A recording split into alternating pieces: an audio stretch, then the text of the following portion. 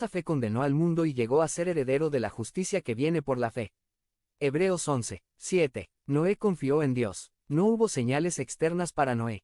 Él caminaba por fe, no por vista. Durante 120 años Noé estuvo construyendo esta enorme arca. Los demás a su alrededor vivían como si Dios no existiera. Noé nunca cuestionó a Dios. Noé estaba solo. Noé obedeció a Dios. Y Noé hizo todo según lo que Dios había mandado.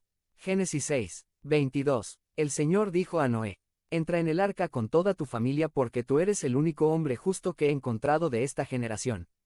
2 de todos los animales puros, lleva 7 machos y 7 hembras, pero de los impuros, solo un macho y una hembra. 3 lleva también 7 machos y 7 hembras de las aves del cielo, para conservar su especie sobre la tierra. 4 porque dentro de 7 días haré que llueva sobre la tierra durante 40 días y 40 noches, y así borraré de la superficie de la tierra a todo ser viviente que hice. 5 Noé hizo todo de acuerdo con lo que el Señor había mandado. Génesis 7, 1 a 5. Noé nunca cuestionó a Dios. Noé obedeció a Dios. Noé fue obediente a Dios en un momento en que otros se rebelaban contra Dios. Hay una persona que Dios puede usar para lograr sus propósitos. No se trata de estatus social o inteligencia. Se trata de seguir obedientemente la voluntad de Dios. Estás diciendo que Dios me use. Debes dar un paso de fe y confiar en Dios con todo. Responder a Dios en obediencia. Tampoco perdonó al mundo antiguo cuando mandó un diluvio sobre los impíos, aunque protegió a 8 personas, incluyendo a Noé, predicador de la justicia. 2 Pedro 2, 5. Noé estaba predicando justicia mientras construía el arca. Y Noé hizo todo lo que Jehová le mandó. Génesis 7. 5 fueron 8 personas salvas. Respondieron a la invitación de Dios. Por la fe creyeron a Dios y recibieron la gracia de Dios. Jesús dijo: como en los días de Noé, así en este día. La venida del Hijo del Hombre será como en tiempos de Noé. 38 porque en los días antes del diluvio comían, bebían, se casaban y daban en casamiento, hasta el día en que Noé entró en el arca. 39 y no supieron nada de lo que sucedería hasta que llegó el diluvio y se los llevó a todos. Así será en la venida del Hijo del Hombre. Mateo 24, 37 a 39. El regreso del Señor llegará repentinamente. La invitación de Dios es responder con fe. Incluso cuando una generación se burla de Dios, tú debes levantarte. Noé subió los animales al arca. Todavía esperó 7 días antes de que llegaran las lluvias. Génesis 7. 10. 3178. Noé hizo todo tal como Dios le ordenó. Dios es verdadero y fiel. Confía en Dios. Conviértete en miembro del canal y sé un instrumento de la palabra de Dios. No dejes pasar esta oportunidad de impactar vidas. Haz clic en el enlace de la descripción ahora y ayúdanos a difundir la palabra de Dios. La escalera de Jacob by Brad Beeman. Summary. Jacob, el hombre egoísta, cuya vida sin Dios lo llevó a la desesperación, llegó a un punto en el que necesitaba al Señor. Dios le habló a Jacob a través de un sueño. A ese sueño lo llamamos la escalera de Jacob. Como creyentes en Jesucristo, estamos llamados a ser diferentes. Esta diferencia se puede ver muy claramente cuando tenemos una actitud adecuada al dar a Dios. Un espíritu generoso al dar es un marcado contraste en un primer mundo egoísta. Jacob tiene una experiencia con Dios y es cambiado. Su nombre significa agarrador, pero después de esta experiencia a la que nos referimos como la escalera de Jacob, pasó de acaparador a dador. Antes de que Jacob se encontrara con el Señor, él era el epítome del sistema mundial y una mentalidad secular. Probablemente Jacob sea como alguien que conoces y que lleva un estilo de vida impío. Podemos identificarnos fácilmente con Jacob. Su nombre significa literalmente, agarra el calcañar o, en sentido figurado, engañador. Intenta apoderarse de todo para sí mismo y ahora se preocupa por los demás. Jacob es el segundo hijo nacido de los hijos gemelos de Isaac y Rebeca. Su hermano es Esaú, rudo y de mal genio. Jacob partió de Berseba y se encaminó hacia Harán. 11 Cuando llegó a cierto lugar, se detuvo para pasar la noche porque ya estaba anocheciendo. Tomó una piedra, la usó como almohada y se acostó a dormir en ese lugar. 12 Allí soñó que había una escalinata apoyada en la tierra y cuyo extremo superior llegaba hasta el cielo. Por ella subían y bajaban los ángeles de Dios. 13 En el sueño, el Señor estaba de pie junto a él y le decía: Yo soy el Señor, el Dios de tu abuelo Abraham y de tu padre Isaac. A ti y a tu descendencia les daré la tierra sobre la que estás acostado. 14 Tu descendencia será tan numerosa como el polvo de la tierra. Te extenderás de norte a sur y de oriente a occidente, y todas las familias de la tierra serán bendecidas por medio de ti y de tu descendencia. 15 Yo estoy contigo, te protegeré por donde quiera que vayas y te traeré de vuelta a esta tierra. No te abandonaré hasta cumplir con todo lo que te he prometido. 16. Al despertar Jacob de su sueño, pensó: sin duda, el Señor está en este lugar y yo no me había dado cuenta. 17. Y con mucho temor, añadió: qué asombroso es este lugar. Es nada menos que la casa de Dios y la puerta del cielo. 18. A la mañana siguiente, Jacob se levantó temprano, tomó la piedra que había usado como almohada, la erigió como monumento y derramó aceite sobre ella.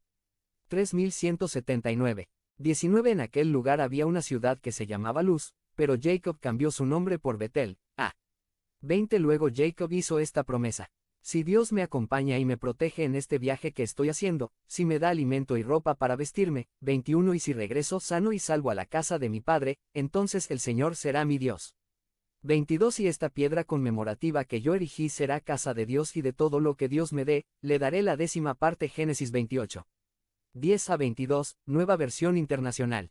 Abraham, el abuelo de Jacob, le llevó el diezmo a Melquisedec cientos de años antes de la ley. Ahora vemos el principio del diezmo en su nieto, otro patriarca. Jacob promete diezmar, promete dar el 10% de todo a Dios. Jacob pasó de acaparador a dador porque conoció al Señor. Es parte de la historia de Jacob's Ladder. Como hombre secular, demostró su primera actitud egoísta. Era la mentalidad de salir adelante a cualquier precio.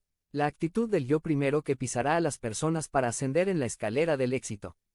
Es lo mismo que encontrarías hoy en el hombre secular. El mundo está lleno de esto. Por su propio interés egoísta, Jacob se aprovechó de la debilidad de su hermano.